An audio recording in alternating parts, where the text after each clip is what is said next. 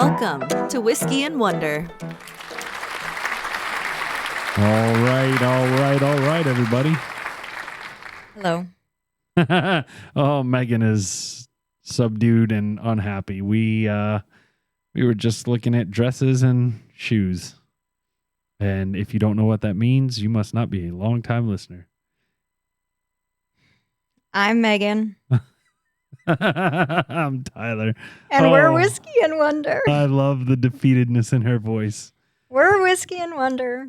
Yes. Podcast where we get together every week and we try a new whiskey, teach the other something that's made us wonder. And every so often we humiliate one another. Tyler was last time. Yep. Made him shave off his beard. Yep.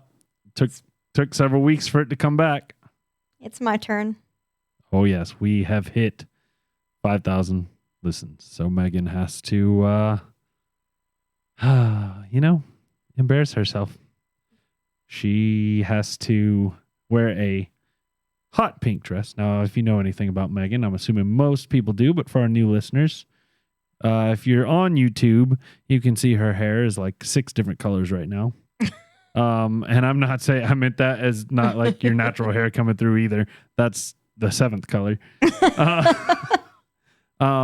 But Megan likes to dye her hair, and she is very like gothy and punky and tattoos, piercings, emo-y kind of. Yeah. Emo goth. That's her style. Yep.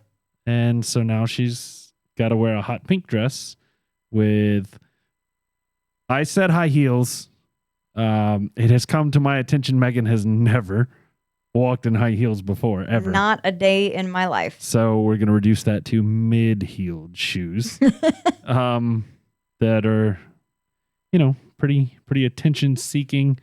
And we're going to go Shelby, my girlfriend, and Houston, Megan's boyfriend. We're all going to go have dinner together, and Megan's going to be the center of attention because we picked a semi-casual place. Semi-casual? You mean completely casual? Okay. Completely casual, and Megan's going to look, I'm envisioning prom dress, but we have a budget we have to stick to, so we're going to make it work. If you guys want to donate to Megan's dress fund, please, we will happily take that. We're going to document this with video, photos, all sorts of fun, good things that'll be online. But yeah, so Megan's depressed because we've been talking about that for the last half hour and looking at dresses and stuff, and she's just... It's going to be rough, guys. Yep. And I'm going to love every second of it. Yep. All right. So if y'all do want to donate to Megan's Dress Fund, you can do that in a couple of ways. You can sign up for our Patreon. It's patreon.com/whiskey and wonder. There we've got a couple different tiers, the lowest of which allows you to vote on our whether or not a whiskey goes into our infinity bottle. We do one for bourbons and one for scotches. We've got a next tier up. It's $5 a month, where you basically get early access to the episodes. I think I threw in that you get a free sticker on there as well. And there's a couple other benefits. You'll have to go to the Patreon and check it out. Or you can donate through PayPal, paypal.me/whiskey and wonder. And that is whiskey with an E. Anything else on the dress, Megan? On your embarrassment? Don't Nope. you want to say thank you to everybody that helped get you there? I mean, yeah, thank you, everyone who helped get us to this milestone and continuing past this milestone. Believe it or not, I really do appreciate you guys. Tyler and I appreciate everything you do. You're the reason why we're here. You're the reason why this podcast happens. So thank you. Even though I'm going to have like a night of misery, it's worth it for the podcast. It is 100% worth it. I got a great piece of advice one time, and it's that when you're in a situation you don't want to be in, just remind yourself you don't have to deal with it in a few hours. Typically, it's going to be over. So that's really good advice. Yep. So, if you also, another way you can support us, if you go to whiskeyandwonder.com, we have a store where you can shop. I think the only thing we have in there at the moment is the whiskey tumblers with our logo on them.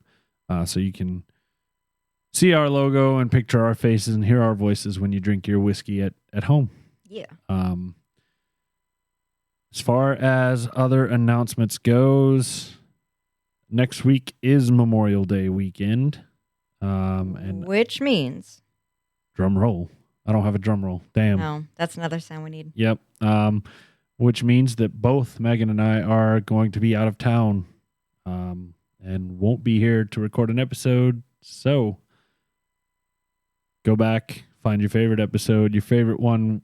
You know, if your favorite whiskey is, hell, I don't know, Copper Dog, Scotch, I don't know. Let's just say, or Crown Royal, or whatever your favorite whiskey is that we've done. You can go to whiskeyandwonder.com. We've got a page where we list every whiskey that we've tried, what we rated it, what episode you can find that in. Go back, listen to that. If you had a favorite Wonder topic, go back and listen to that. Just check out an episode from the vault, Yeah. as it were.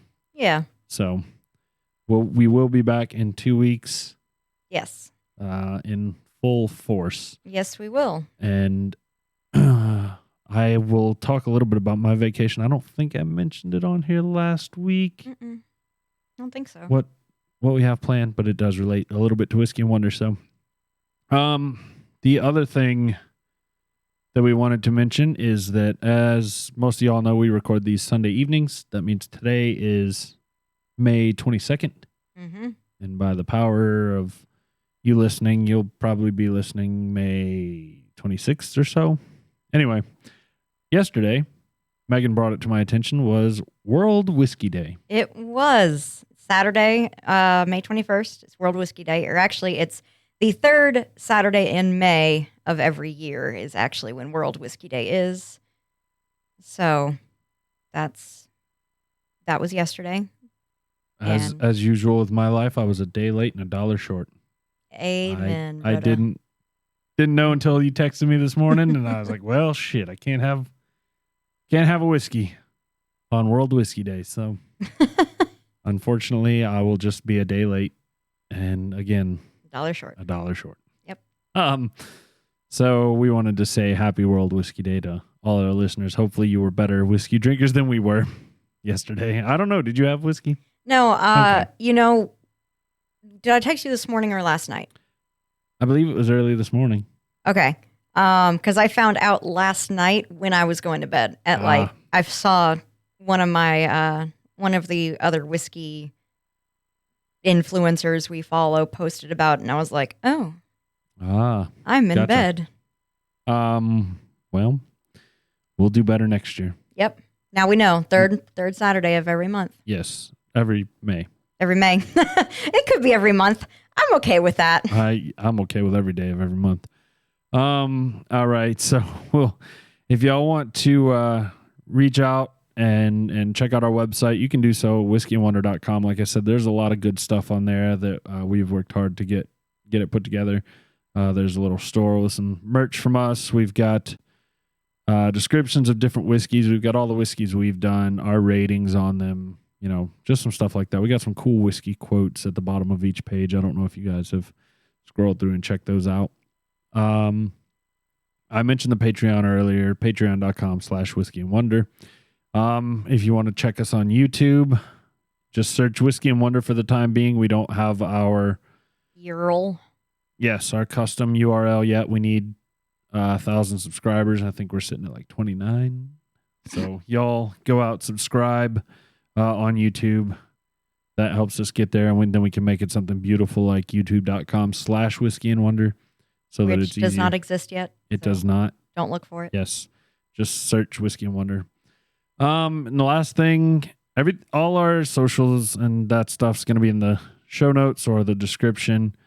But if you do want to reach out to us for our mail time segment, which we very rarely have anymore because not that many people actually reach out anymore, you can either do so through the website, whiskeyandwonder.com. There's a contact page, and then you can also email contact@whiskeyandwonder.com, and that'll come to us, and everything else you can find in the show notes.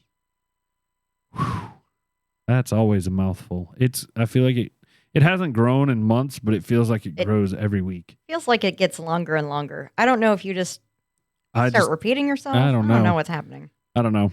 But anyway, I think I try to give details on what's where and what people can find. But to those that are checking out the website, emailing, that are subscribing to Patreon and YouTube, and that are liking and listening, reviewing and subscribing and all that sort of good stuff, that's we appreciate it. Yeah. That helps us. Thank you so much. Yeah. So much. It the way things work, I mean, we need views and stuff to get YouTube. YouTube wants to sell ads, and we want they want views from us, and views from us gives them ads that helps them help us. Mm-hmm. So definitely head over there, check it out. And if you got friends that are into whiskey and whatnot, tell them about us. Word of mouth is still a great spreader. So we appreciate anybody that's listening and telling their friends, and heck yeah, rating, reviewing, subscribing, all that jazz. Doing the me's and stuff. Yep. So on that note, we're gonna roll it on down the road.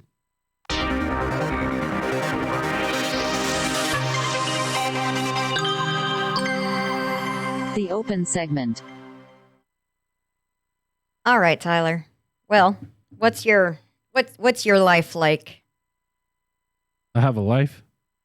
I don't know. I don't. I ended up this week. I spent 4 nights in a row at the brewery I work at. I play trivia there on Thursdays with some regulars. I sent out a text. I should start by saying last Tuesday was their third anniversary from their third birthday. So we went out. I sent out a text to some of the regulars I go there with and said, "Hey, it's the third birthday. I'm going by for a beer and a cigar. More the merrier." And so some came out, some didn't. And interestingly enough, the some of the ones that didn't on Tuesday came out, sent out a text on Wednesday saying it had been a long day at work. They wanted a beer, and I'm not going to turn down a beer and a cigar. So hey, took my ass right on down there and went for trivia on Thursday, and then I worked Friday. So, but I do want to say happy birthday to the brewery and the crew and the owners, and congrats on 3 years. Hopefully there's another 300 more. Yes. If humanity's still here by then. But debatable. Yeah, we'll see. TBD. The thing that I mentioned, Shelby and I are going on vacation this weekend, and we're going to visit her brother in the Nashville area. And Shelby was kind enough to book a tour of the Jack Daniel's distillery. We're doing the single barrel tour. Nice. So that will be a really exciting, fun experience. Really fun. Yeah. So I'll try to share some pictures on our social media of us, while we're there. Yeah. Heck yeah, that's awesome. So Houston and Mai's 11th anniversary is June 1st. And so next weekend is like the weekend before our anniversary. I think the actual first is on Wednesday. And my hope was that we would go to Atlanta. Oh no! Don't tell me it's gone. Well, hold on. Okay. I was hoping we would go to Atlanta, get a couple nights at a hotel, and spend a couple of days doing the full Georgia aquarium thing, because I've never been, and I love aquariums. It's supposed to be like the best aquarium in the world.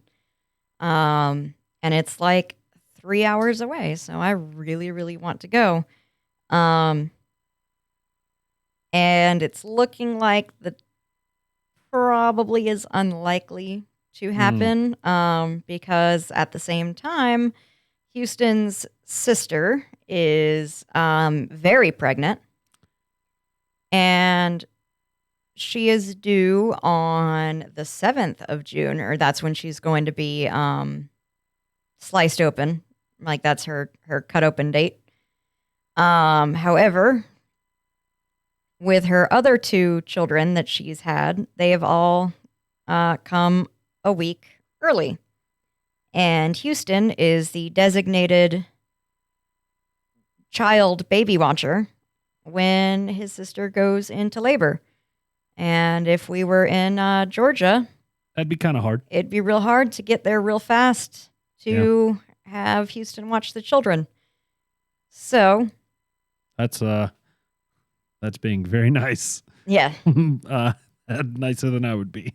I I'm pretty sure they listen, so sorry to be brutally honest, but that is nicer than I would be for my sister.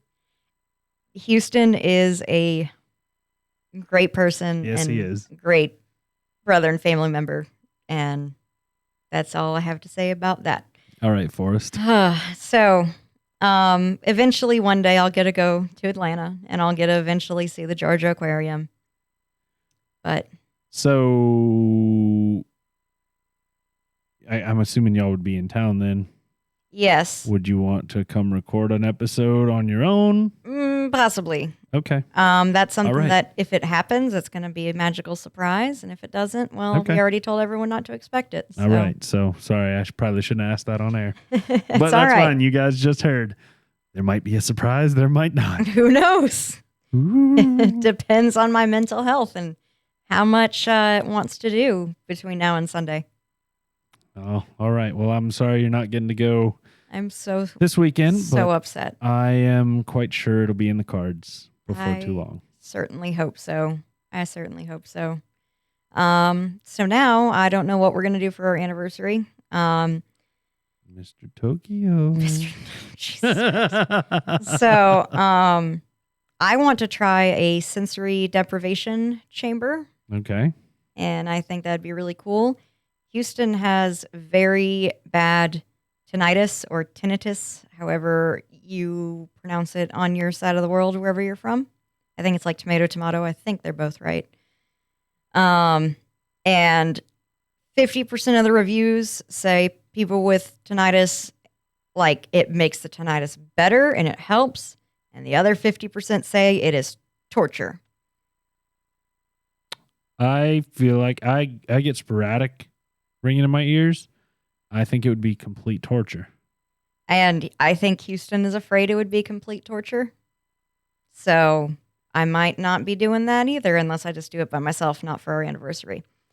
Wait, you go in as a pair? I mean, we would Each get your own tank? get our own tank. Okay, yeah, I yeah, was but we like- would be in the same facility together at the Gotcha. same time. I was like, that's a weird way to deprive your senses.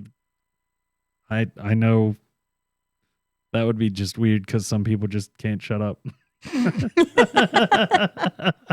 No, you're alone in your own Okay, little pod. gotcha. But so that's something I want to do. Looked at maybe doing couples massage. I honestly don't know what is going to happen on our anniversary. So Well, I'm sure it'll be a lovely anniversary, and I'm sure. Wait, when's y'all's anniversary? June 1st. Oh shit! 11 years I just realized mine and Shelby's is the 27th of May. May. Oh my God. Oh yeah. It's 1 year on Tuesday. Oh, snap. Not Not- me and Shelby, but Oh, yeah, it's 1 year. it's since, 1 year. since I've been alive. I'm officially 1 year old. Oh, we need to get you a little smash cake that you can like smush No. your face in. No. But yeah, no. So that happened a year ago Tuesday, and then Shelby and I started dating 3 years or 3 3 days. days later. Yep. So Amazing how death puts a perspective on Yeah. life. yep. So, but yeah, I forgot. So I guess the day this comes out, happy anniversary, Shelby. Happy anniversary, Shelby. Yep. Congratulations on 1 year with This asshole. my co-host. You could say it. You know. We all You know. you got, if you're a long time listener, you know. Yeah, so our trip is basically going to be our little thing. apparently, Anniversary so, type thing. That's exciting. Yeah. So, well, I don't have anything else. If you don't, we'll move it on. I or- do not. I'm tired. Yeah, me too. I'm tired. I just make a long story short real quick. Shelby and I don't sleep well together at my house only. She's got a king size bed and I have a queen, and my bed's really old. So So, it sounds like you need a new bed. well, yeah, but I like my bed kind of dips in the middle because that's where I sleep when it's just me. So you guys just like whoop, whoop, whoop, whoop, and Yeah, roll so we like together. roll into each other, and it's just uncomfortable, and it makes both our backs hurt. But there's no sense in me buying a king size bed if, I mean, Shelby and I have talked about moving in together here in the distantly not so distant future.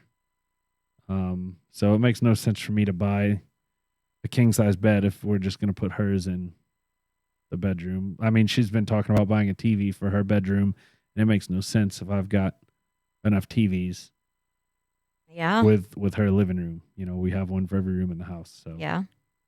it's one of those things where, like I said, we're in the distant, not too distant future. Okay. So I just got to get used to not having my freedom. Not being able to have, I don't want to say it that way, not having the freedom to just leave projects I'm working on around the house for weeks at a time as I like ebb and flow between the project. Because there might be something I work on for an hour and then I need, you know, like I might spray paint something and need to let it sit and dry, and it Yeah. might sit there for 3 days. Yeah. Why not? Well, I can't leave it sitting there for 3 days if Shelby lives here. Why? She won't have it. Oh. She'll put the kibosh on that. So Oh, well. that's all right. Give and take, relationships, all that good stuff. So anyway, we'll move on that note. Whiskey and belly.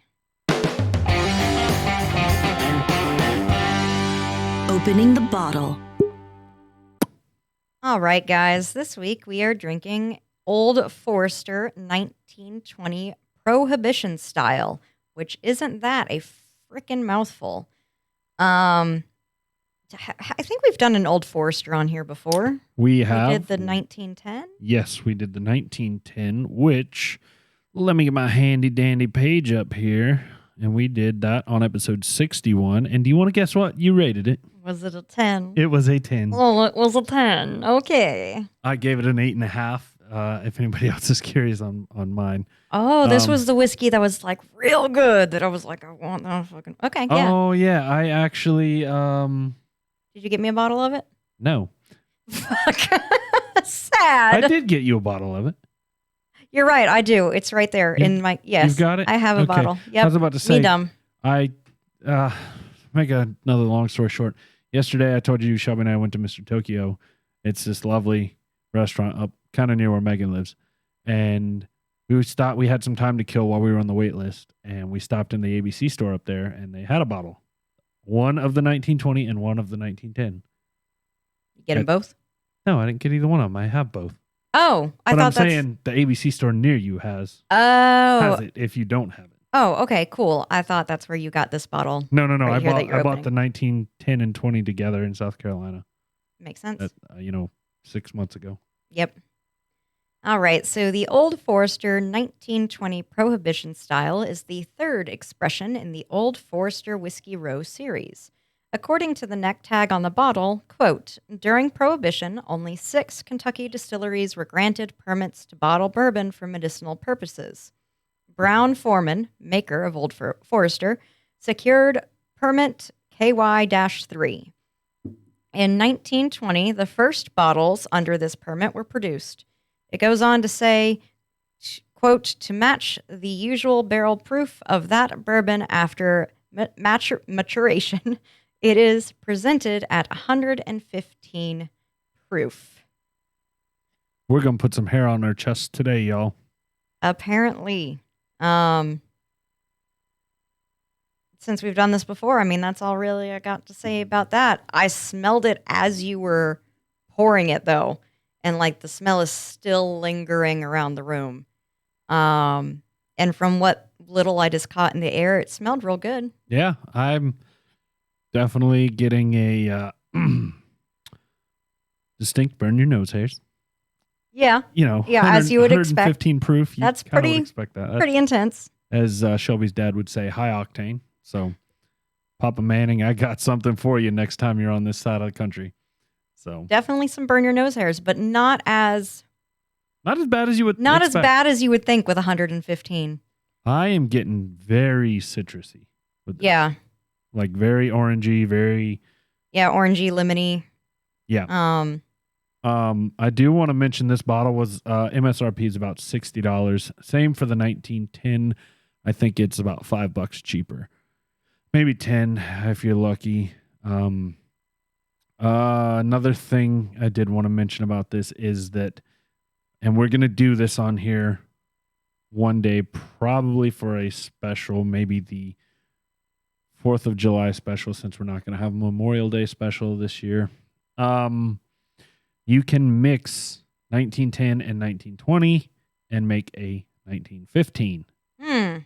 And from what I hear, I have not done it. I have not opened this bottle until today, despite having it for 6 months. Honestly, I've been kind of scared of the 115 proof.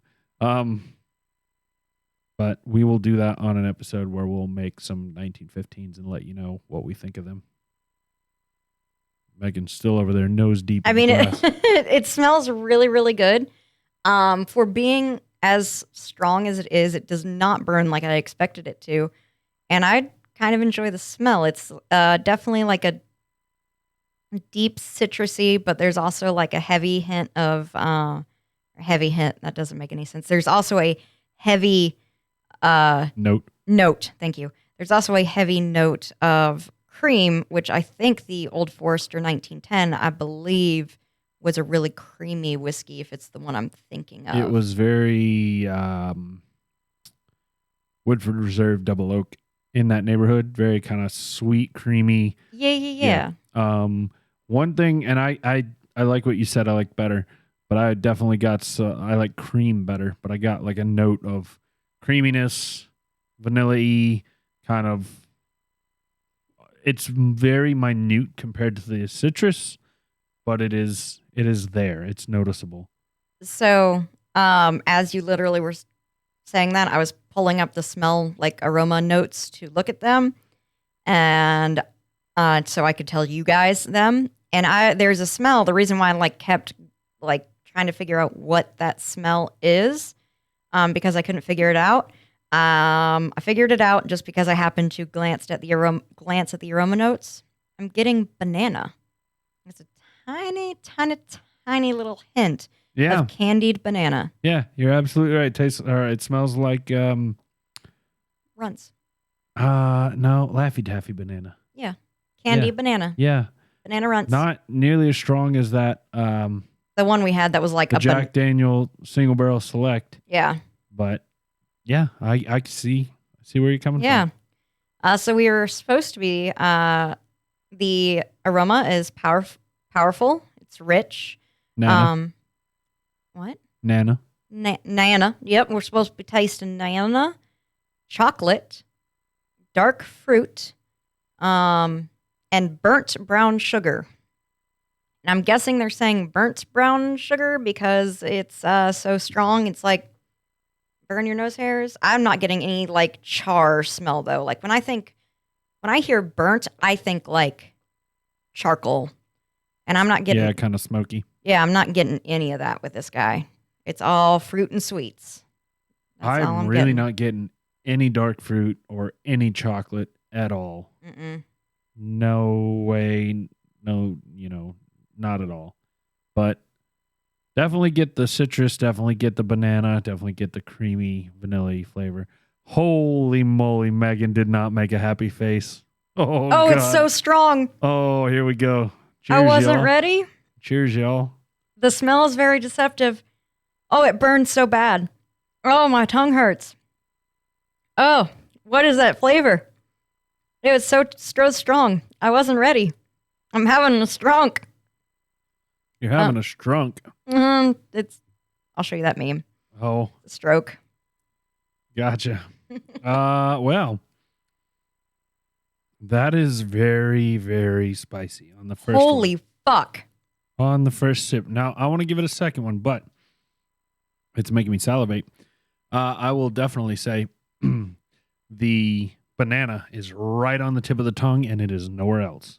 Did you fucking taste anything other than pain? Yeah. All I got was pain. Just a lot of pain. It hurt. I'm definitely salivating though. And I do have a leftover like a hint of chocolate in my mouth. So I'm guessing that came from the whiskey because I have not had anything chocolate today. Yeah. But It's much more palatable the second time. It still burns. Oh, it still burns on the back end specifically. I had my mouth open, trying to let my mouth breathe. Oh, man. kind of feel like a dragon. Yeah, kind of. Yeah. Peppery for sure. That's probably going to give me heartburn. Honestly. Oh, yeah. Oh, yeah. I see Altoids in my future. Altoids, you mean Tums? No, Altoids. Way better. They help so much more than Tums. Altoids like the breath mints? Nope. Are you talking Parlisec? What are you talking? I don't know why the fuck. Pepsid. Oh. I don't know why in the fuck I just called it Altoids. I was like, I didn't know those helped you with heartburn. Wow. This whiskey clearly breaks your brain. I'm going to blame that. Pepsid tablets are way better at curing heartburn and indigestion. Oh, no. I'm sorry. This whiskey gonna kill me. While Megan dies over there, you all right? You gonna be all right? It's just so spicy. I think I know what Megan's gonna rate this. I bet you're wrong. Oh yeah. Oh, I don't know if you guys heard that. She said she bets I'm wrong. So I get an interesting flavor in here. Your dog. I don't know if you guys could see that on camera Probably or hear not. it through the thing, but Maybe just whacked her head on the Navy is wall. laying on a dog bed over there, and she just like rolled backwards and smacked the top of her head on the wall. So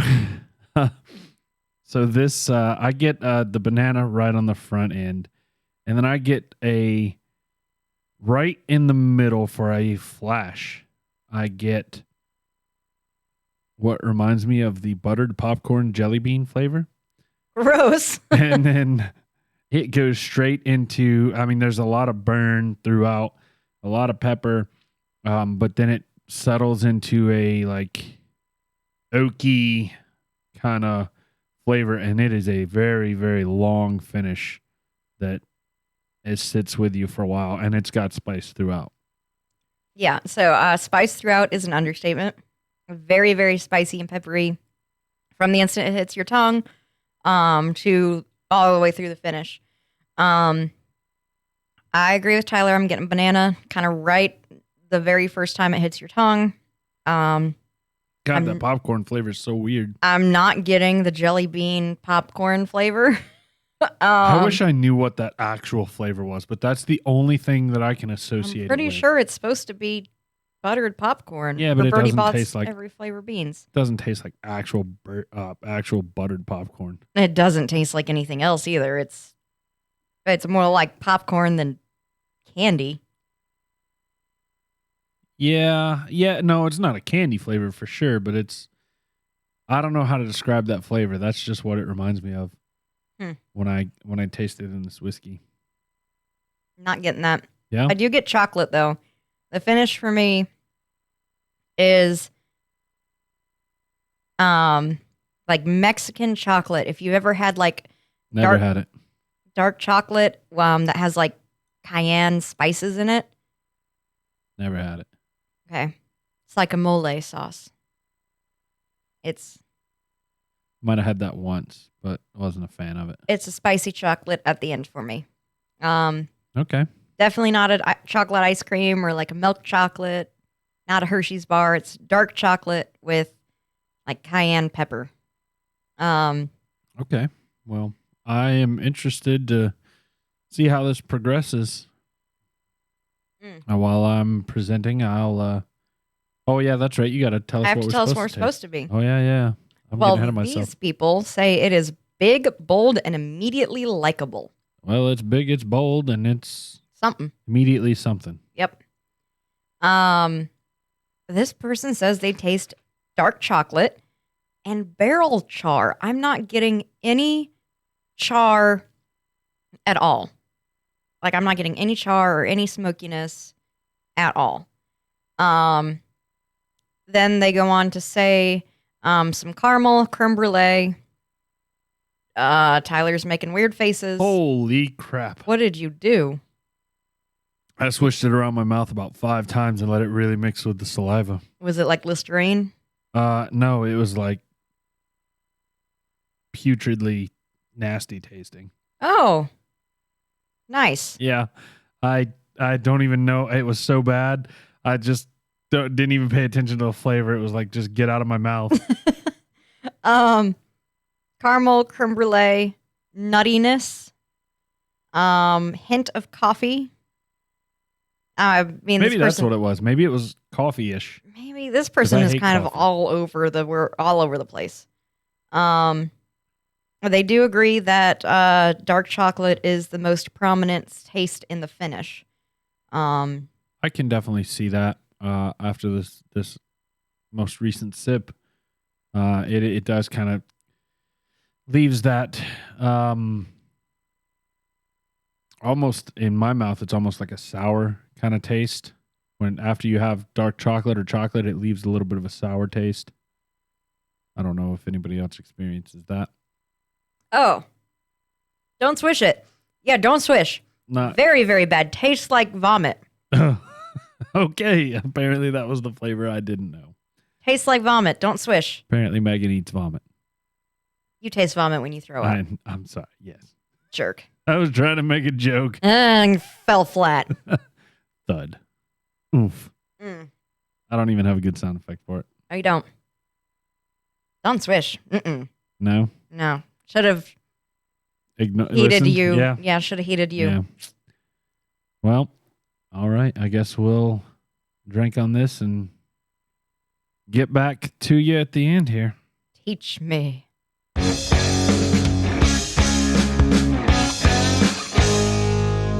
It's time for the Wonder segment.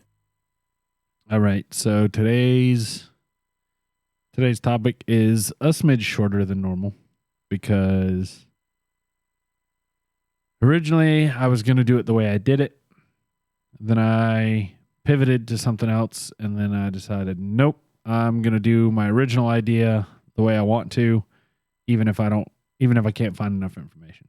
Okay, so you kind of like did a little ballerina twirl and ended back where you started. Yeah. Okay. Yeah. Nice.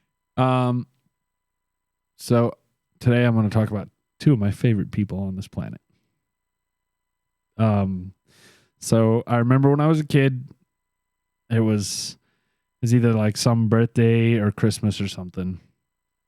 And I got a couple of gifts that were from a magic store as a gift. One was a floating magic wand that you had a ring you put on your finger and you like made it dance. It had a little piece of fish line. And the other were 2 separate special card decks that allowed you to perform tricks really easy. Can I guess who it is before you say? Sure. Penn and Teller? Yes. Yes! Yes!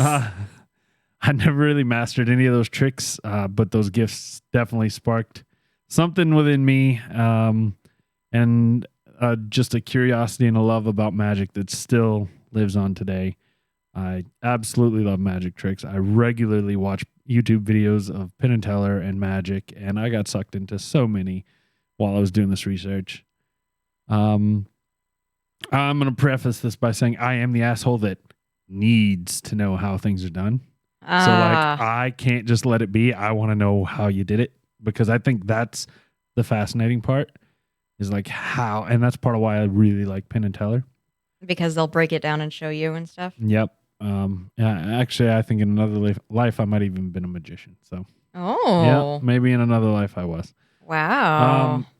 So anyway, over the years I watched a bunch of different magicians, either in person or on YouTube. And of all, I've got to say my favorites have easily been Penn and Teller. And it's actually on my bucket list to see them live. And sadly, when Shelby and I went to Vegas last December, we were not able to catch one of their shows. So darn. Guess you got to go to Vegas again, guess man. I'll have to go back. But anyway, earlier this week, I was wrapped up in a Penn and Teller YouTube video, and that's when the idea smacked me in the face. I should cover them as my topic this week. So get ready, because today we're going to learn about the lives and the careers of two of the most famous magicians in history, Penn Jillette and Teller. And I told Megan this earlier. I might have mentioned it on here, but there's just not, these guys are pretty private people. So there's not a ton known outside of their like careers. So I've got a couple of details on here.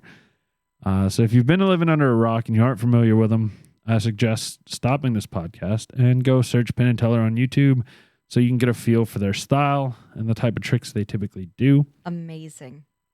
Absolutely brilliant, amazing, revolutionary. Yes. All the words for... Phenomenal. Yes. If you do know who they are, go ahead and continue. Today's Wonder segment, I'm basically going to break into 3 parts, or actually 4 parts. First, we're going to look at Penn's early life. Then we're going to look at Teller's. We're going to learn about their career together as partners. And then finally, at the end, just because some of the information was just so sporadic and it didn't really fit very well, I've just got some fun Penn and Teller fun facts. Nice. So I am excited for this topic. So let's dive into Penn's life. Be forewarned. Like I said, be forewarned. There's not a ton on either of these guys' early history, so I don't have a ton. Penn Fraser Jillette was born on March 5th, 1955 in Greenfield, Massachusetts, to Samuel and Valda Jillette. He came out nearly twice as big as any other previously recorded baby, weighing nearly 17 pounds. Dear God. Despite wrecking his mother's body on the way out, Samuel and Valda would proceed to have 12 more children after Penn. No. Absolutely not. As the oldest sibling, during his teen years, Penn would often find himself being forced to entertain his younger siblings, and he quickly discovered that magic tricks helped to keep them entertained and out of trouble, so he would perform countless hours of card tricks for his siblings. Psych. Good big brother. Psych. None of that's Psych? real. What? None of that's real. What the hell do you mean none of it's real? None of it? The first sentence is real. Everything else, I just made it up. So he wasn't a huge baby? No. He didn't have 12 brothers and sisters? No. Oh my God. You totally fucking got me. Yes, I did. Wow. You fucking got me. Tyler. Yeah, I was trying so hard not to smile during that. Oh, you got me. I wanted to try my hand at it just to see. Hee-haw, hee-haw. You got me bad. Oh. Wow. Okay. So Penn apparently only has one older sister, and I couldn't really find much info on her. And I assume he came out as a normal sized baby who just grew into a giant. Oh God, she's so mad. I'm totally like the impressed and pissed. The betrayal. Anyway, his father worked at the Greenfield County Jail, and his mother was a secretary. He appears to have come from a traditional 1960s middle-class home. As a teenager, Penn got into a little bit of hot water after he read the Bible and concluded it was a bunch of nonsense. He then converted to atheist. He then became an atheist and began openly criticizing the Bible and religion in his local youth group in an attempt to convert his peers to atheism. The church... I don't think they liked that very much. No, the church didn't appreciate this at all, and they kicked his ass to the curb, just like Jesus would have done. Just like Jesus. Yes. Penn regularly says that James Randi is the magician who influenced him the most, and it's very evident in both of their styles.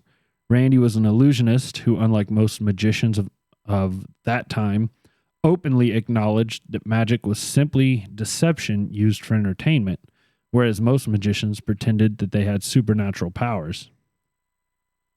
After graduating high school in 1973, Penn and a high school classmate, Michael Moschin, went on to become a famous juggler, the two developed and began performing a juggling act. In 1973, Penn also graduated from the Ringling Brothers and Barnum and Bailey Clown College. Now, if that sounds familiar, that's because you probably heard it in episode 35 when we learned all about the Ringling Brothers and Barnum and Bailey Circus and how it came to be. For those who haven't listened to that episode, yes, Clown College was a real thing. I don't remember if it still is. In 1974, a mutual friend, and I don't know how to say this name, it's spelled Weir. Weir? Weir? Yeah, like Andy Weir. Okay, well, that's this guy's first name. Weir Chrisimer introduced Penn to a guy named Raymond Teller, and the three first performed together on August 19th, 1975 at the Minnesota Renaissance Festival. After this show, the three of them formed a three-person act called the Asparagus Valley Cultural Society and would continue performing together for 7 years around the country until Chrisimer decided to leave the group, and thus the Penn and Teller duo was born. I am not surprised at all that they got their start via Renaissance Fair. I wasn't. Oh, well, I kind of was, and then I thought about it for a minute, and I was like, that actually makes perfect sense. Makes a lot of sense. So now we'll switch gears, and we'll talk a little bit about Teller. Raymond Joseph Teller was born on February 14th, 1948 in Philadelphia, PA, to Israel Max Joseph and Irene Teller. I don't know why his name is Israel Max, but everybody called him Joseph, but that's what happened. He actually came out as one of the world's smallest babies. Shut up. Weighing less than 2 pounds. Shut up, Tyler. As Teller grew, his parents became increasingly concerned with his lack of speech. They took him to multiple psychological and speech therapists, and it was determined that while in the womb, Teller's tongue was sticking out of his mouth, and the amniotic fluid had caused his tongue to become paralyzed, rendering him a mute. Despite this, he was able to live a mostly normal childhood. And I'm sure you guessed it, but none of that's true except the first sentence. Yeah, you're not fooling me again, fucker. Hey, I was proud that I figured out what amniotic fluid was. I thought it was the placenta, but apparently it's not. No. Anyway, so he was just born in Philadelphia on Valentine's Day, 1948. Teller's father was born in New York City. He was a descendant of Russian Jewish immigrants, while his mother, Irene, was from a farm in Delaware. The two met in art school where both were painters. Teller, who actually can speak, he just doesn't on stage, states that his mother was Methodist and that he was raised as, quote, a sort of half-assed Methodist, end quote. Huh. Teller graduated Central High School in Philadelphia in 1965 and from Amherst College in 1969. Summer of Love. Not much is known about this point in Teller's life, but it is known that he became a teacher at Lawrence High School in Lawrenceville, New Jersey, where he taught Greek and Latin. Sometime around this, also around this time, Teller began performing with his God Almighty. Let me try that again. Sometime around this time, Teller also began performing with his friend Weir Chrisimer as the Othmar Shoak Memorial Society for the Preservation of Unusual and Disgusting Music. The names these guys came up with were so freaking bad. That sounds like a Fall Out Boy song. Yes, it does. As I mentioned earlier with Penn, Christopher introduced the two in 1974, and the three began performing their slightly better but still terribly named act around the country until Christopher decided he was out. Despite leaving the group, Christopher's influence is still noticeable in Penn and Teller's performances, as he helped develop many tricks, including Teller's Shadows trick, which I suggest everybody go watch on YouTube. I didn't know that particular trick, and I think it's a great time to mention how many YouTube videos I got sucked into while writing this. I started watching that video, and then I think I watched like 5 more tricks they did, and then got back to writing, and then ended up watching 5 more tricks, and next thing you know, I had watched like 25 tricks. And some which I had seen before. But anyway, for that one, I'm not going to spoil anything, but basically it starts with Teller. Looks like he's in front of like those old school projectors, kind of in middle school where you have, and they would have the projector. You're in front of it. He's got a rose and a vase, and as he cuts the shadow of the rose, it starts to, he like makes actual cuts in the rose. And then it expands from there. So I'm not going to spoil it. You guys go watch it. It was a really cool trick. Penn and Teller quickly gained a reputation for phenomenal stage performances, and by 1985 were performing an off-Broadway show and had created an Emmy-winning PBS special entitled Penn and Teller Go Public. In 1987, the two began their first Broadway run and appeared in a Run DMC music video as scam artists playing that 3-card, I forget what it was called, 3-card something. 3-card Monty? 3-card Monty. They were scam artists playing 3-card Monty. Throughout the late 1980s, 90s, and early 2000s, the duo toured the U.S., making several television appearances on shows such as Saturday Night Live, Late Night with David Letterman, The Today Show, The Bernie Mac Show, Fear Factor, and so many others. I mean, literally, there were like 30 TV shows that were examples, and then it said, and many more. They have made so many guest appearances that it's not even, you can't even start naming them.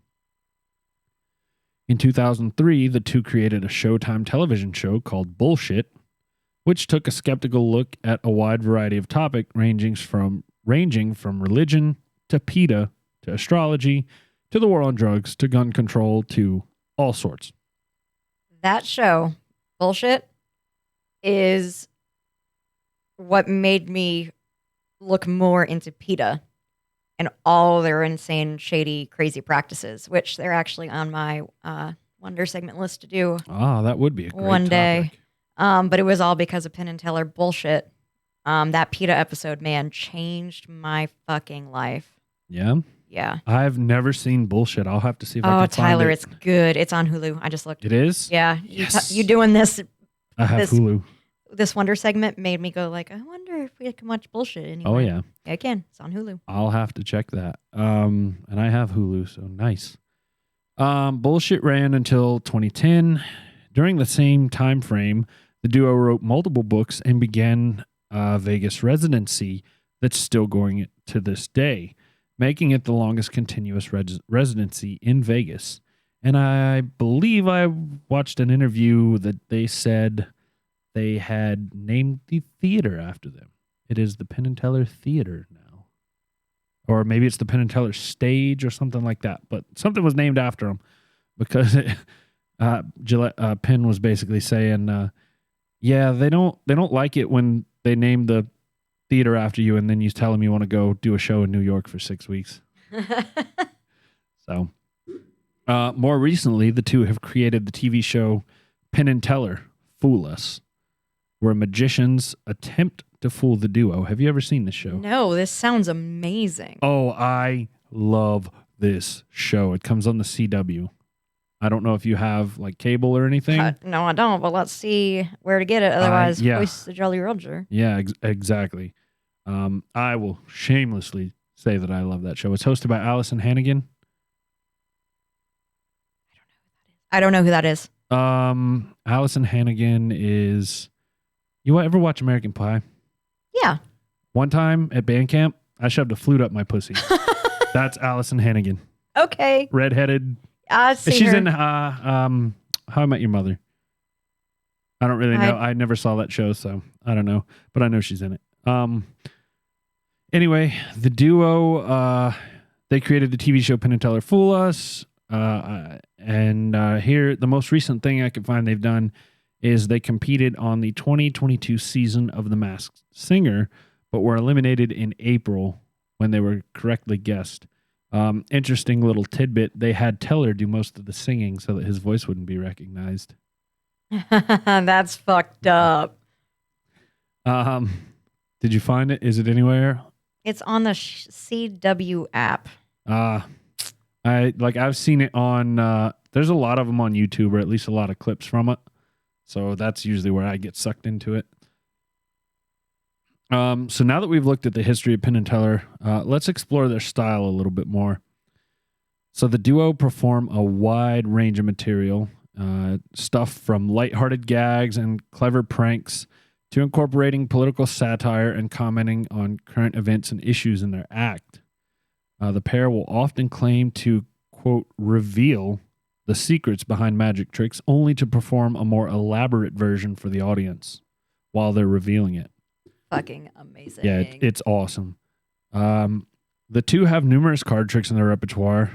Again, Penn got those teaching his younger siblings. Shut up, Tyler. I'm so proud of that. So they have a ton of card tricks in their repertoire, as well as Houdini-like escape tricks. In some of their most popular and sometimes most polarizing performances, they've done things such as appear to light an American flag on fire inside the Bill of Rights. They've had Teller appear to be run over by a semi-truck. They've suspended Teller over a bed of spikes, and they've also placed Teller into a wooden box, which was then lowered into shark-infested waters. It really must suck to be Teller. That Teller is always the one that gets, like, shit on. Yeah. I actually got sucked into one video they did, and I have something in my eye. I don't know what it is, and that's why I keep taking my glasses off and scratching at it. But basically, it's the jugglers versus magicians act, and I saw this for the first time while I was doing this, and it's a very, very funny kind of satirical commentary on how jugglers are hardworking and they work really hard to develop a skill, and then you have your magicians who just straight out lie to you and they connive you, and it's just really funny. It's worth watching. So Penn and Teller have used their act to expose other secrets of magicians as well. For instance, one trick they use involves a nail gun with a certain quantity of nails missing from the magazine that's feeding the nail gun. Throughout the act, Penn shoots real nails into a board in front of him while also shooting himself and Teller when the magazine is empty. He knows how many nails.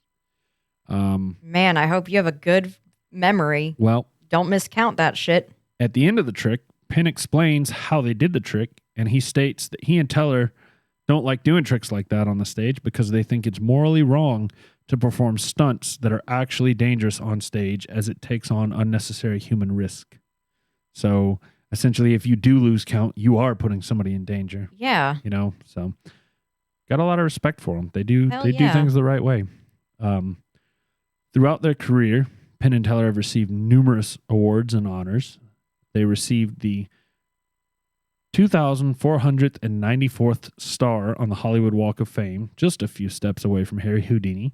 Oh, what a good honor. They received a Writers Guild of America award for Penn and Teller bullshit. They've been nominated for 11 Emmy Awards with one win. The duo was nominated for a BAFTA award in 2014. And in 2017, Penn and Teller Fool Us was nominated for a Critics' Choice Award. But most importantly, in my opinion, Penn and Teller inspired a generation of people to laugh and smile at their tricks, and inspired a whole new generation of magicians who will continue to create smiles and laughs.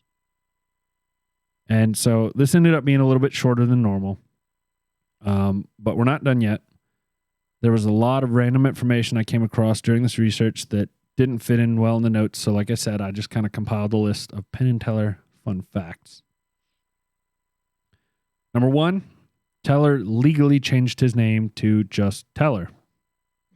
He is no longer Raymond Joseph Teller. He is just Teller. Like Cher. He's just Cher. Like McLovin. He's just Teller. Oh, I'm sorry. That's been lingering. I hope the microphone didn't catch that. But I think it did. Neither Penn nor Teller drink or do drugs. Teller is mentioned drinking in his 20s, but found that it, quote, made me stupid and careless, and I dislike that. Speaking of Teller saying something, Teller can talk, and he does so regularly in interviews and things like that. He just doesn't talk as part of the act. This comes from Teller's early days as a performer when he was actually earning a living by doing it, and he would perform at frat parties. He discovered that if he stayed quiet during his act, he was less likely to be heckled or have beer thrown at him, and people paid more attention to his performance. Psychology 101. Yep. Despite having a very successful business partnership, Penn and Teller actually have very little in common outside of magic. Because of this, the two very rarely interact or socialize together outside of their work. That surprises me. They have such good chemistry, you would think they're best friends. I would think they were like inseparable. Now, they did say, I couldn't find that Teller had kids, but I know Penn has kids, and both of them have said that Penn's kids consider Teller, like a aunt or uncle or, that level. Yeah, like member. a family member. Yeah, basically. Both have said that they believe that the downfall of other entertainment partnerships stemmed from the partnerships being based on a deep affection / friendship for one another. Stuff like Lennon-McCartney, stuff like that. Relationships like that. They've both said that it tends to lead to volatility when things go wrong. Because of that, and the fact that they don't socialize much outside of the actual business, the two view their relationship and their friendship as based on a mutual respect for one another. Teller has said in interviews that disagreements between the two often lead to, quote, better artistic decisions because they bring out new ideas and expand the range of discussion. Now I had two more that I wanted to include that I forgot to actually include because as I was researching, Shelby was like, I'm hungry. And I was like, yeah, I'm hungry too. And so we decided to go to McDonald's, and I forgot to come back and put the last two in. I wanted to give the names of Penn's kids because I just thought they were hilarious. So his wife's name is Emily Zoltan, and they named their children, where was it? Moxie Crime Fighter Gillette and Zoltan Penn Gillette. So I just thought the Moxie Crime Fighter was a hell of a name. That's an amazing name. And for them not to be super close, he named his son after Penn. No, he named his son or his daughter after his wife and himself. Penn's children. Oh, I thought you said Teller's children. No, Penn's children. Sorry. Oh. No. That was Penn's kids. So the other thing, and this one's going to be a little bit longer because I've read this a long time ago, but if you've ever noticed, Penn wears on his left ring finger, he paints that fingernail red. That's the only one. I have noticed that. Yeah, see, here's a picture. Yeah, why does he do that? So tell me. I'm looking up the details right now, but it was something to do with his mother. Okay.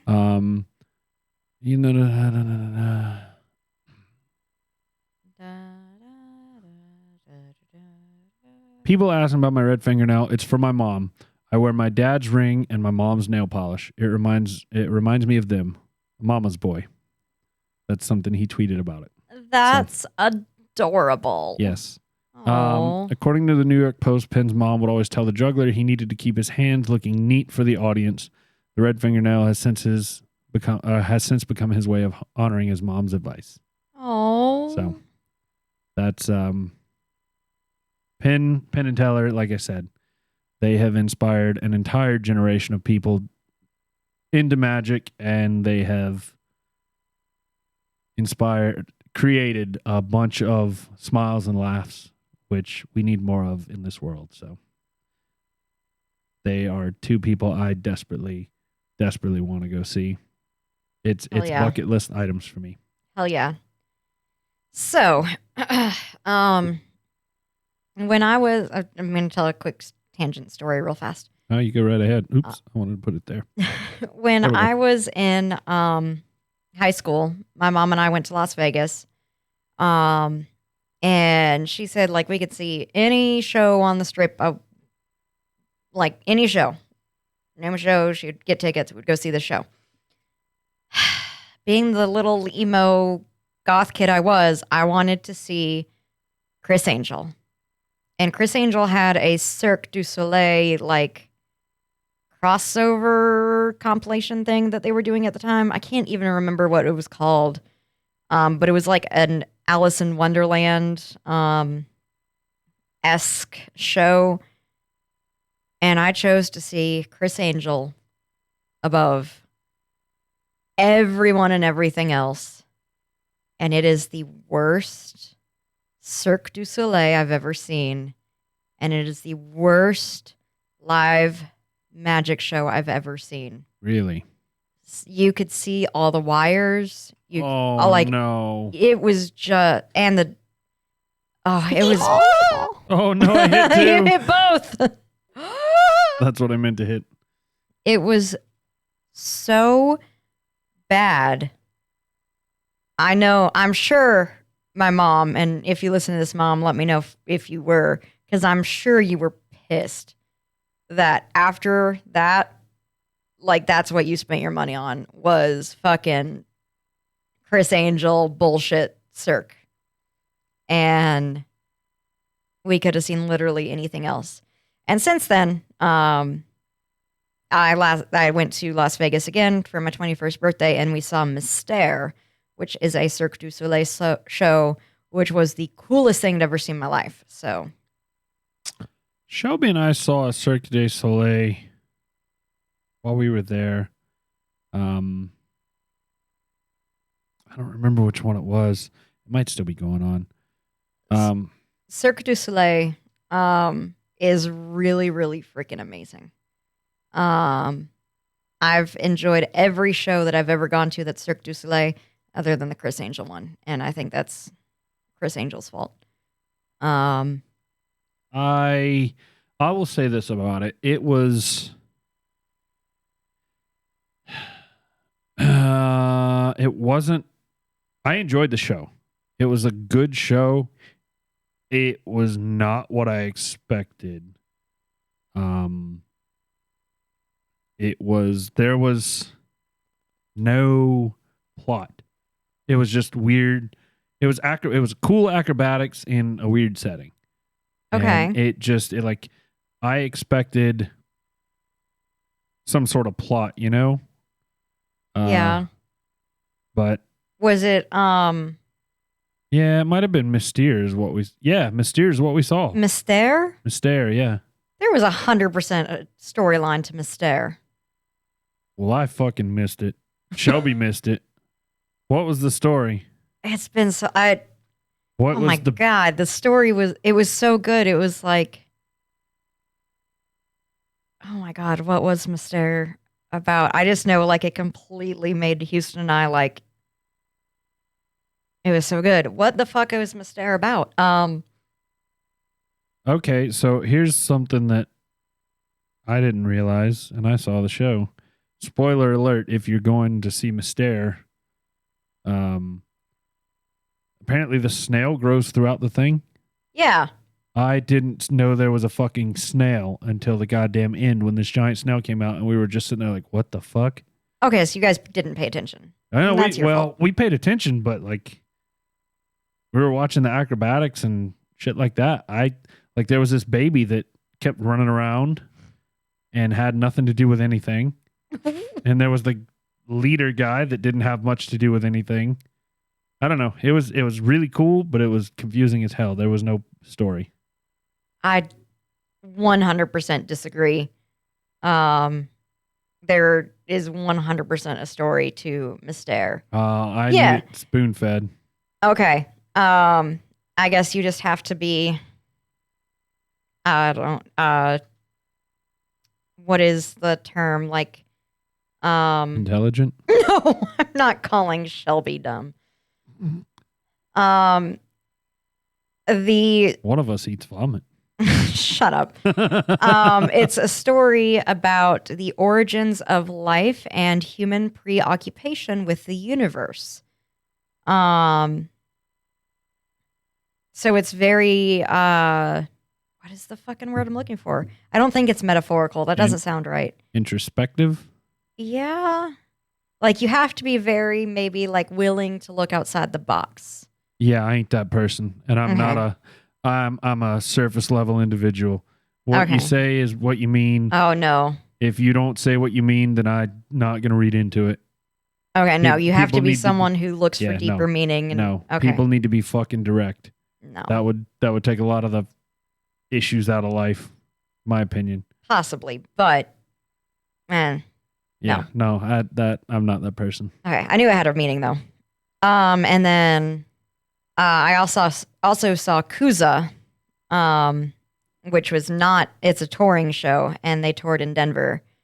And Kuza is one of their magic shows, like magic and acrobatics. And Kuza is phenomenal.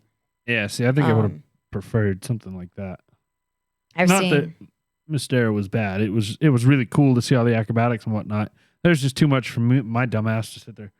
Oh, that's going on over there, and that's going on over there, and that's going on over there, and you totally missed the point. Oh well. Yeah. Cirque du Soleil is amazing. You guys should go see it if you haven't. All the shows are good except the Chris Angel one, which was fucking canceled. I will just say I didn't go to that show for me. Shelby wanted to go, and I said, well, sure. So I probably wouldn't have gone to It was called Believe. Chris Angel. Chris Angel Believe, and it ran from 2008 to 2016. Yeah, he had a show when I was there, when we were there last year. So It has a 1 star on TripAdvisor. yeah, I think I've seen him do one thing, and it was terrible. It was like something on TV. But anyway, I'm gonna move it on. Yeah. Sorry. Gone on tangent.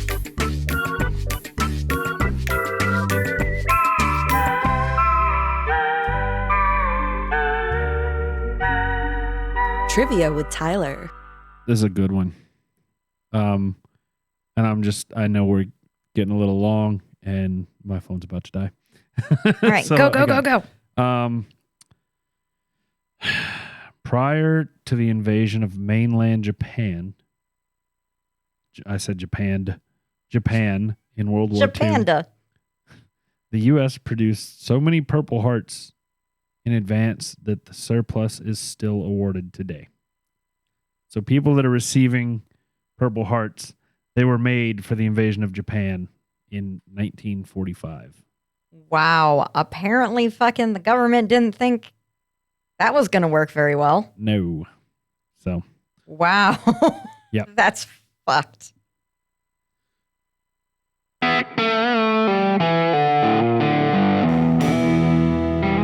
Final thoughts. I knew there was a reason why I left a little bit in there, and I'm talking over the thing. I've done that twice now, and That's it's been all right. 78 episodes, and I've never done that once.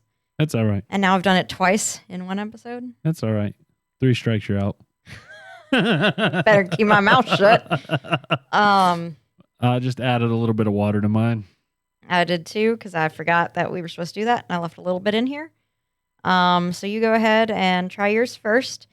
Since I've been able to sit here and sip on this as you've been presenting, I'm sure people on YouTube have seen me make quite a few strange faces as I've tried to taste it different ways and shoot it, put it under my tongue, blah, blah, blah, blah, blah. 115 proof whiskey is just Raw. yeah, it's raw dog. It's intense. What's the wild turkey you like, Tyler? What's its proof? 101. Okay, yeah, this is way Yeah, more than that. I like the 100 to 105, 6 range, right? Maybe up to 110. This with the water, I definitely got more chocolate. But I feel like it upped the spice, and that's gonna be a no for me, dog. It upped the spice, and you got more chocolate because it definitely made it more bitter, and so it tastes more like dark chocolate now, like more even more like dark chocolate. It's like 99% cacao or cocoa or whatever. Yeah, definitely made it more bitter. That's a good word. Super bitter, way more spicy, which is weird because water normally takes down the spiciness a bit. Not this time around. I think that. Oh God, I just accidentally shot that. I think this is the second one we've had where the spice has increased with water. I can't remember what the first one was though. Oh no, it's been 70 something episodes, and this is only happened twice. That's pretty rare. I mean, if this is not going to be a whiskey that I literally drink every day, this is going to be a whiskey for when I'm mad. If I'm having a bad fucking day and like everything's going wrong and like I just hate myself. You want to put yourself through some more fucking misery. Let's just cap this goddamn day off. That is exactly like I'm like, fuck it. I hate myself. I hate the world. I hate this life. I'm going to reach for this whiskey. This is my angry whiskey. I'm pissed off and I can handle this bullshit. Yeah, this is my pissed off whiskey. All right. So the burn is so intense. That's why it's my pissed off whiskey. If you are of the masochistic persuasion, if that's your kink, you're gonna like this whiskey. Pour it down your urethra. Jesus Christ! No, don't do that. We do not condone that sort of behavior here on Whiskey and Wonder. If you like masochism, we're gonna get sued because someone's gonna do that. Don't do and then that. Get blisters. Yeah, well. It's going to be bad. Stupid is as stupid does. Okay. I'm not a doctor or a masochist. So, there you go. Don't listen to me either way. The flavor outside of the burn is real good. It's real good flavor. Apparently Old Forester, I forgot what their actual distillery is called.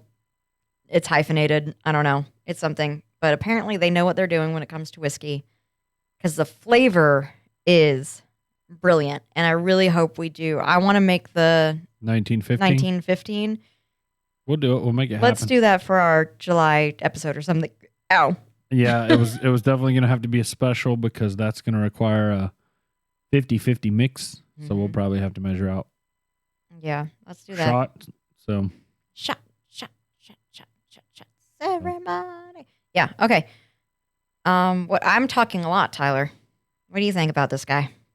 Lady, girl, them. It. General neutral. Gender. I think we found Megan's limit on proof, guys. I don't think she can handle anything over 110. I even poured her less than me. Would you believe this is just who I am as a person? She's general neutral. Anyway, yeah,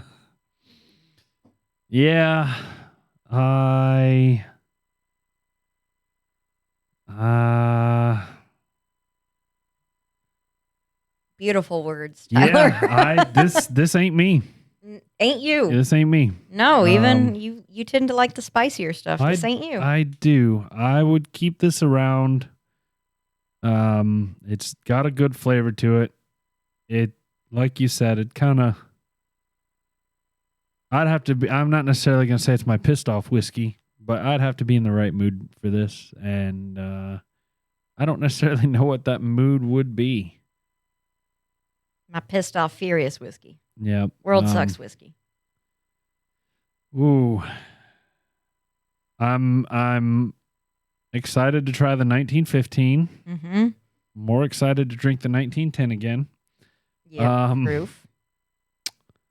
Yeah, I don't really have much else to say. The burn's pretty overwhelming, and y'all know I'm not a huge fan of the burn. I like my 101, that that 100 to 105 range, because you have the first sip, it burns. After that, the burn goes away and you get flavor. The burn kind of lasts. It stays there the whole time. It went down, but it stayed around. It wasn't as intense until we added water. And then it was like, and then it was worse than the first sip. So, excuse me, and it's making me burp now. I'm trying really hard not to do it with the microphone. We appreciate that. Yeah, I don't have much to say other than this ain't me. What's your number? Usually I have a number just pop right in my head. All right, I have one. All right. This is a 7.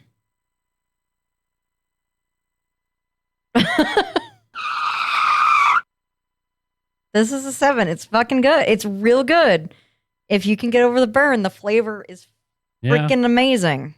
I did not see that coming, y'all.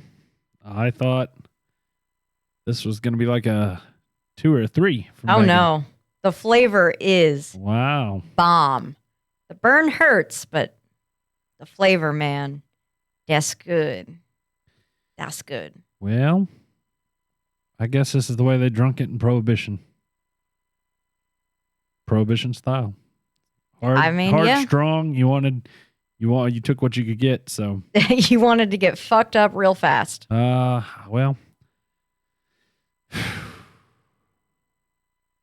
I am at a loss for a number right now because the flavor is good, but that burn really turns me off of it. What are you gonna? I know, what are you thinking, man?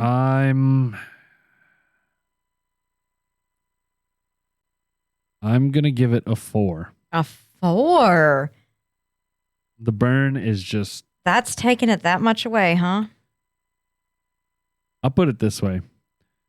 I didn't even think about the flavor of it until you said it. It's gone up several points since you mentioned that. Wow.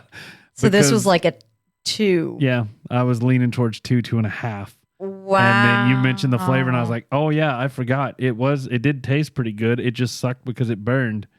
Wow. Do we have that as a sound, yes. or do we just? Wow. Yeah. Wow. Yeah. So. Wow.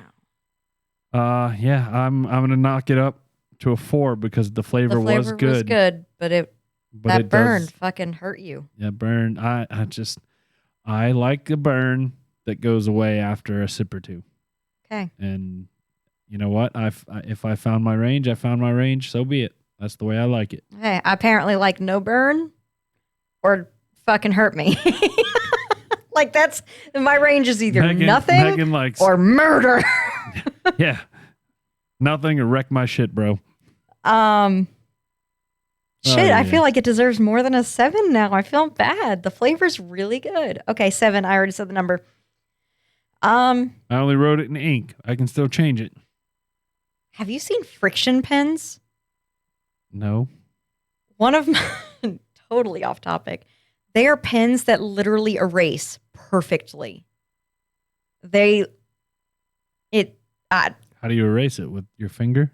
They have like a little rubber nub on it, but yeah, you could also erase it with it. Disappears with heat. Fucking coolest pen I've ever seen. One of my friends showed me one today, and it literally erases better than a pencil. Just take a blow dryer. You erase documents you don't want people to see. It fucking blew my mind, man. Yeah, blew my mind. Friction pens. Interesting. Brilliant. Want to get some? Well. That's interesting. I might use that to write things I don't want people to see. Hey, yeah. I don't know how you get the. I don't think you can get the erased message back. No, that's fine. Like you write something you want one person to see, and then you have them erase it. Yeah. Okay. All right. I was trying to think of like invisible ink where you can like get the message back. Yeah. I don't know. But anyway, friction pens. Old Forester. 1920 Prohibition Style, Penn and Teller. Yeah, that's it. That's what we've done today. It is. I got nothing else to say on this whiskey. It was rougher than I feel like it should have been. All right. So Well, to each their own. Well, guys, I guess on that note, it is time for us to let you get out of here. We hope you enjoyed today. If you did, please give us a like, a follow, a subscribe, rate us, review us, press the bell, do all the wonderful things that email us.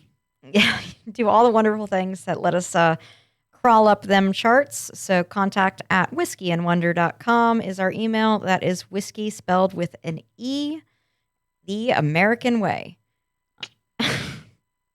On a serious note, thank you everyone who does stick around and rates us and supports us in any way. It helps more than you know. And I know we start sounding like a broken record after a while, but it's just true. You guys, you help us so much. Like, It ain't free. That's the sad thing about it is like doing a website, buying whiskeys, it just buying the equipment. None of that stuff's free. And Yes. It's something we enjoy doing and we love doing it. And it's not free. We couldn't do this for $0. Yeah, we couldn't snap our There's fingers no and make way. it happen. So yeah, thank you guys so much for everything you do. We are going to get out of here and we will see you next time. Thank you guys again. Don't drink and drive. Cheers.